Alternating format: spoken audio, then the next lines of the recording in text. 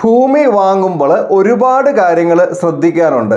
ഒരുപാട് രേഖകൾ കൃത്യമായിട്ട് പരിശോധിച്ച് അതൊക്കെ ഓക്കെയാണ് എന്ന് ഉറപ്പ് വരുത്തേണ്ടതായിട്ടുണ്ട്. ഈ ഭൂമി എന്ന് പറയുമ്പോൾ അതിനകത്ത് ലാൻഡ്, ഹൗസ് പ്ലോട്ട്, വീട്, ഫ്ലാറ്റ്, അപ്പാർട്ട്മെന്റ് ഇതെല്ലാം പെടും കേട്ടോ. ഗൾഫിൽ പോയി പണിയെടുത്ത് കഷ്ടപ്പെട്ടുണ്ടാക്കിയ പണം ഉപയോഗിച്ച് നാട്ടിൽ ഒരല്പം ഭൂമി വാങ്ങി, എന്നിട്ട് അതിലൊരു വീട് വെച്ചു, എന്നിട്ട് പ്രവാസമൊക്കെ അവസാനിപ്പിച്ച് ആ വീട്ടിൽ താമസം ആരംഭിച്ചു. കുറച്ചു കാലം കഴിഞ്ഞപ്പോഴാണ് ഒരു ധനകാര്യ സ്ഥാപനത്തിൽ നിന്ന് ജപ്തി നോട്ടീസ് എത്തിയത്.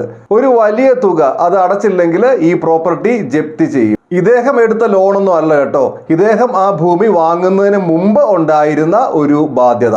അവസാനം ഒരു വലിയ തുക ഇയാൾ അടയ്ക്കേണ്ടതായിട്ട് വന്നു. എന്നിട്ട് ആ കടം വീട്ടുന്നതിന് വേണ്ടി വീണ്ടും ഗൾഫിലേക്ക് യാത്രയായി. അന്ന് ആ ഭൂമി വാങ്ങിയപ്പോൾ കാര്യങ്ങൾ കൃത്യമായി ശ്രദ്ധിക്കാതിരുന്നത് കൊണ്ടുണ്ടായ നഷ്ടമാണിത്. ഇത്തരം അബദ്ധങ്ങൾ നമുക്ക് പറ്റാതിരിക്കാൻ ഭൂമി വാങ്ങുമ്പോൾ എന്തൊക്കെ രേഖകളാണ് കൃത്യമായി പരിശോധിച്ച് ഉറപ്പുവരുത്തേണ്ടത് എന്ന കാര്യം നമുക്ക് നോക്കാം. ഇപ്പൊ നമ്മൾ ചാണ്ടിച്ചൻ എന്ന് പറയുന്ന വ്യക്തിയുടെ കയ്യിൽ നിന്നാണ് ഭൂമി വാങ്ങാൻ വേണ്ടി പോകുന്നതെന്ന് വിചാരിക്കുക. ആദ്യം നമ്മൾ ഉറപ്പാക്കേണ്ട സംഗതി ഈ ഭൂമിയുടെ ഉടമസ്ഥൻ ചാണ്ടിച്ചൻ തന്നെയാണ് എന്നുള്ളതാണ്. അതിനുവേണ്ടി നമ്മൾ പരിശോധിക്കേണ്ട ഡോക്യുമെന്റ് ആണ് ആധാരം, ടൈറ്റിൽ ഡീഡ്.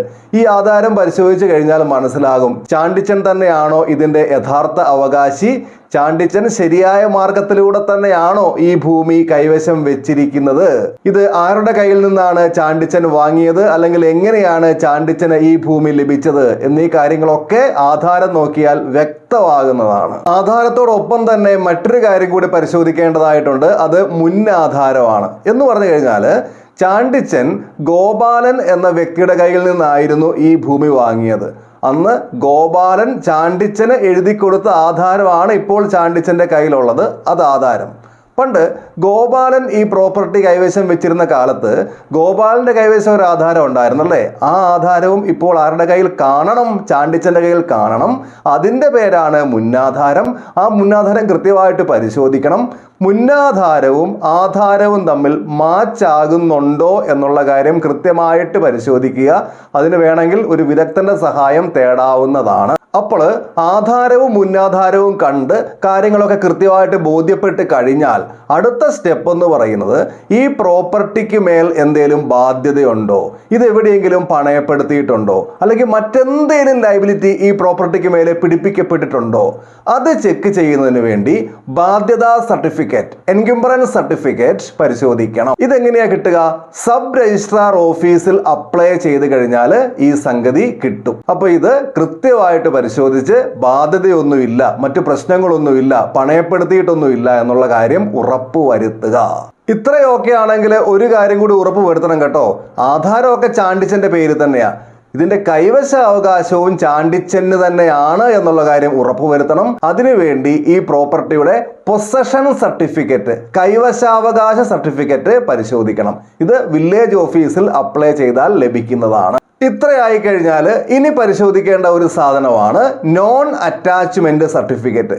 എന്ന് പറഞ്ഞു കഴിഞ്ഞാൽ ഈ പ്രോപ്പർട്ടി മുൻപ് എന്തെങ്കിലും നിയമ നടപടിക്ക് വിധേയമായിട്ടുണ്ടോ, എന്തെങ്കിലും ജപ്തിയോ മറ്റെന്തെങ്കിലും സംഭവമോ മുമ്പ് എപ്പോഴേലും ഈ പ്രോപ്പർട്ടിക്ക് മേൽ ഉണ്ടായിട്ടുണ്ടോ എന്ന് മനസ്സിലാക്കുന്നതിന് വേണ്ടിയാണ് നോൺ അറ്റാച്ച്മെന്റ് സർട്ടിഫിക്കറ്റ്. അതും കൃത്യമായിട്ട് പരിശോധിക്കുക. വില്ലേജ് ഓഫീസിൽ അപ്ലൈ ചെയ്ത് കഴിഞ്ഞാൽ ഈ നോൺ അറ്റാച്ച്മെന്റ് സർട്ടിഫിക്കറ്റ് ലഭിക്കുന്നതാണ്. ഇനി പരിശോധിക്കേണ്ട സംഗതി ലാൻഡ് ടാക്സ് റെസീപ്റ്റ് ആണ്, കരം അടച്ച റെസീപ്റ്റ്. ചാണ്ടിച്ചന്റെ പേരിൽ തന്നെയാണ് ഈ ഭൂമിക്ക് കരമടച്ചുകൊണ്ടിരിക്കുന്നത് എന്ന കാര്യം ഉറപ്പുവരുത്തുക. ഏറ്റവും പുതിയ ലാൻഡ് ടാക്സ് റെസീപ്റ്റ് ആണ് നമ്മൾ പരിശോധിച്ച് ഈ കാര്യം ഉറപ്പുവരുത്തേണ്ടത്. ഇനി ശ്രദ്ധിക്കേണ്ട ഒരു കാര്യമുണ്ട് കേട്ടോ. ചാണ്ടിച്ചൻ അല്ലാതെ മറ്റാർക്കെങ്കിലും ഈ പ്രോപ്പർട്ടിക്ക് മേൽ അവകാശമുണ്ടോ? ചിലപ്പോൾ ചാണ്ടിച്ചന്റെ കുടുംബക്കാർക്ക്, ഇപ്പം പാരൻസിനോ മക്കൾക്കോ സഹോദരങ്ങൾക്കോ ആർക്കെങ്കിലും ഒക്കെ ഈ പ്രോപ്പർട്ടിയിൽ മേൽ അവകാശമുള്ള എന്തെങ്കിലും ക്ലോസ് എവിടെയെങ്കിലും ഉണ്ടോ എന്നുള്ള കാര്യം പരിശോധിക്കണം. അതിനു വേണ്ടി നമ്മൾ ചെക്ക് ചെയ്യേണ്ടത് റെക്കോർഡ് ഓഫ് റൈറ്റ് ആണ്. ഇത് റവന്യൂ ഓഫീസിൽ അപ്ലൈ ചെയ്താൽ ലഭിക്കുന്നതാണ്. ഇനി നോക്കേണ്ട കാര്യം, ഈ ഭൂമി ഏത് വിഭാഗത്തിൽ പെടുന്നതാണ്? ഈ ഭൂമി പലതരമുണ്ട് കേട്ടോ. നിലം, പുരയിടം, തോട്ടം, അങ്ങനെ പലതരമുണ്ട്. ഇത് കൃത്യമായിട്ട് മനസ്സിലാക്കണം. ഇപ്പം നിലം എന്ന വിഭാഗത്തിൽ പെടുന്ന ഭൂമിയാണ് എങ്കിൽ അവിടെ നമുക്ക് കെട്ടിടം പണിയാനൊന്നും പറ്റുകയില്ല. അപ്പം നമ്മൾ ഈ ഭൂമി ഏത് വിഭാഗത്തിൽ പെടുന്നതാണ് എന്ന് അറിയുന്നതിന് വേണ്ടി ബേസിക് ടാക്സ് രജിസ്റ്റർ പരിശോധിക്കണം. ഇനി അറിയേണ്ട ഒരു കാര്യം കൂടി ഉണ്ട് കേട്ടോ. എന്താ അത്? ശരിക്കും ഈ ഭൂമി എവിടെയാണ്? നമ്മൾ കണ്ടതാണ്, ബോധ്യപ്പെട്ടതാണ്. അതിനപ്പുറത്തേക്ക് ഈ ഭൂമിയുടെ അതിരുകാരാരൊക്കെയാണ്? അപ്പുറത്തും ഇപ്പുറത്തും ഒക്കെ ആരുടെ ഭൂമിയാണ്? ഏതൊക്കെ റോഡുകളാണ് അടുത്തുള്ളത്? ഇതൊക്കെ കൃത്യമായിട്ട് മനസ്സിലാക്കുന്നതിന് വേണ്ടിയിട്ട് ഈ ഭൂമിയുടെ സ്കെച്ചും പ്ലാനും പരിശോധിക്കണം. ഇത് വില്ലേജ് ഓഫീസിൽ നിന്ന് ലഭ്യമാണ്. ഇത്രയും കാര്യങ്ങൾ കൃത്യമായി പരിശോധിച്ച് കുഴപ്പമൊന്നുമില്ല എന്ന് ഉറപ്പ് വരുത്തിയിട്ട് വേണം ഭൂമി മേടിക്കാൻ വേണ്ടി. ഈ ഒരു വിഷയവുമായി ബന്ധപ്പെട്ട നിങ്ങളുടെ അഭിപ്രായങ്ങൾ തീർച്ചയായിട്ടും കമൻറ്റ് ചെയ്യുക. മറ്റൊരു ദിവസം മറ്റൊരു വിഷയവുമായി നമുക്ക് വീണ്ടും കണ്ടുമുട്ടാം. എല്ലാവർക്കും നന്ദി.